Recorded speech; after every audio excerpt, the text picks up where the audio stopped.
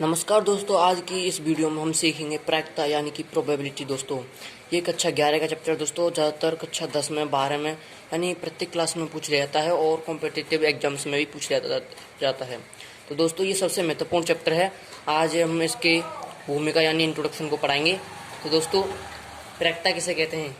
प्रायिकता हम कहते हैं, अपनी भाषा में समझाएंगे दोस्तों। यानी माने चलिए आपने एक सिक्का फेंका और एक सिक्का पे आपने देखा कि उसमें या तो हेड आएगा या टेल आएगा, या हेड आएगा दोनों बार, या टेल आएगा, यानी कोई भी स्थिति हो सकती है। तो उसके हम संभावित नतीजे को या संभावित परिणामों को हम क्या कहते हैं? प्रायिकता कहते हैं। उसकी संभावना को हम प्रायिकता कहते हैं।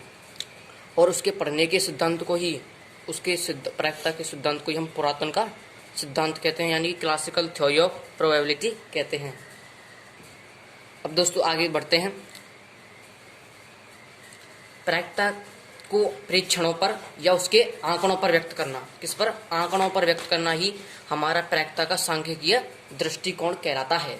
यानी कि हम कह सकते हैं स्टैटिस्टिकल अप्रोच, यानी आंकड़ों पर व्यक्त करना। उसको आंकड़ों पर कैसे व्यक्त कर रहे हैं उसी को हम प्रायिकता का क्या कहते हैं? दृष्टिकोण सिद्धांत कहते हैं, ये कह लो। आगे बात जानते हैं आप। लेकिन दोस्तों अब प्रायिकता का एक भी सिद्धांत पास नहीं हो पाया, इसलिए उसकी तार्किक शक्ति ज़्यादा मजबूत नहीं हो पाई, जिसके कारण क्या हुआ, एक रूस के वैज्ञानिक थे A.N. कोलोमोग्रोव, उन्होंने अपनी प्रायिकता का सिद्धांत दिया, जो कि उन्होंने 1933 में किताब छापी थी, प्रायिकता का आधार यानी फाउंडेशन ऑफ प्रोबेबिलिटी। तो फाउंडेशन ऑफ प्रोबेबिलिटी यानी प्रायिकता का आधार में उन्होंने अपनी जो प्रायिकता का सिद्धांत बताया था उसमें अपनी जानकारी उन्होंने दी थी। अब चलिए दोस्तों आगे का टॉपिक आ चुका है आपका यादृच्छिक परीक्षण। दोस्तों मैंने ये अंडरलाइन जो कर रखे हैं वो ही मेन महत्वपूर्ण है। दोस्तों आप इनके नोट्स लेना चाहते हैं तो हमारी वीडियो को लाइक, चैनल को सब्सक्राइब और कमेंट करना ना भूलें, हम आपके नोट्स को डाल देंगे। दोस्तों अब यादृच्छिक परीक्षण यानी रैंडम एक्सपेरिमेंट होता है। What is the random experiment?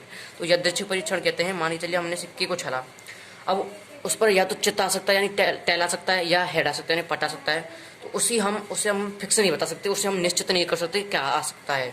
तो जब किसी चीज़ को हम निश्चित नहीं कर सकते, बस उसकी संभावित चीज़ बता रहे हैं तो निश्चित नहीं कर सकते, तो हमें यादृच्छिक परीक्षण कहते हैं। दोस्तों इसके हम कह सकते हैं एक से अधिक संभावित परिणाम होते हैं। क्या होते हैं?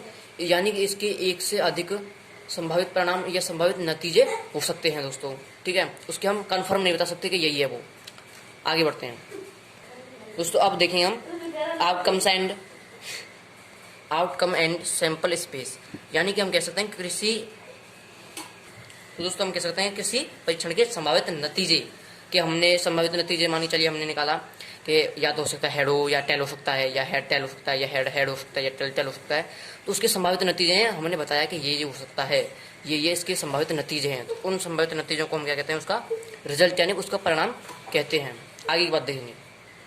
अब मानी चलिए हमने एक कोई पासा फेंका। देखिए दोस्तों, माना हमने कोई एक पासा फेंका, तो आपको पता है पासे के फलकों पर 1 2 3 4 5 संख्या होती है। तो उसके परिणामों यानी उसके संभावित नतीजों का ही समुच्चय जो है वो क्या कहलाता है? प्रतिदिश समष्टि कहलाता है। यानी कि हम कह सकते हैं कोई पासा फेंका हमने, और उस पासे को जब फेंकेंगे तो आप उसके फलकों पर देखेंगे 1 2 3 4 5 6 लिखा होता है। तो दोस्तों उसके जो परिणाम है कि 1 हो सकता है, 2 हो सकता है, 3 हो सकता है, 4 हो सकता है, 5 हो सकता है, या 6 हो सकता है। उन संभावित परिणाम को हम क्या कह सकते हैं? उनका जो समुच्चय होगा, समुच्चय में व्यवस्थित करते हुए उसे हम प्रतिदिश ये समष्टि कह लो, है ना, ये कहते हैं। अब दोस्तों इसकी परिभाषा कैसे देंगे? तो हम कहेंगे किसी यादृच्छिक परीक्षण को संभावित परिणामों का समुच्चय, यानी कि जो संभावित नतीजे उसके हैं उनका जो समुच्चय होगा, उस समुच्चय को हम क्या कहते हैं? परीक्षण का प्रतिदिश समष्टि कहलाता है। अब इसे हम एस संकेत द्वारा व्यक्त करते हैं, यानी कि उसका जो संकेत होता है वो क्या होता है? एस होता है भाई, ध्यान रखना एस होता है। देखो एस, ठीक है, एस ध्यान रखना भाई, एस होता है, एस संकेत, ठीक है, एस संकेत होता है। चलिए आगे का टॉपिक देखते हैं।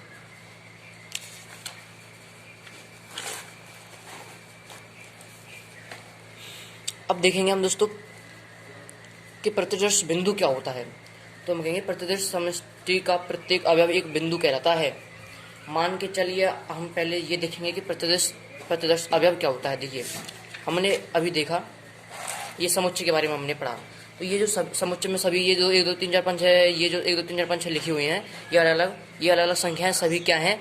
ये इनको मिलाकर हम कहेंगे तो ये तो परिणाम है, संभावित नतीजे हैं, लेकिन अलग अलग संख्या को हम अवयव कहते हैं। क्या कहते हैं? अवयव, यानी प्रतिदर्श अवयव, ठीक है, प्रतिदर्श अवयव कहते हैं। तो वहीं यहाँ पर हम देखेंगे कि प्रतिदर्श समष्टि का, यानी कि जो हमने प्रतिदर्श समष्टि एस द्वारा समुच्चय जो बनाया था उनके सभी अवयवों को हम अवयव क्या कहलाते हैं, एक प्रतिदर्श बिंदु कहलाते हैं। यानी इन अवयवों को हम क्या कहेंगे, इन अवयवों को, ये जो अवयव हैं 1 2 3 4 5 6 अलग अलग ये अवयव हैं, इन अवयवों को हम क्या कहेंगे, प्रतिदर्श बिंदु कहेंगे। ठीक है, अब चाहे आप अवयव कह लो या प्रतिदर्श बिंदु कह लो, एक ही बात है। ठीक है, अब दोस्तों मानिए चलिए एक एग्जांपल ले लिया है हमने, इस एग्जांपल को आप ध्यान रखना।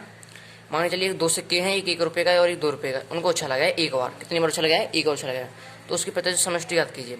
तो मानिए चलिए हमने एक सिक्के को उछाला है ना, 2 सिक्के हैं, एक रुपये का एक 2 रुपये का। अब मानिए चलिए हमने एक बार उछाला उसे, तो आपको पता है कि उस पर 2 ही चीज़ होती हैं, एक तो हेड और एक टेल।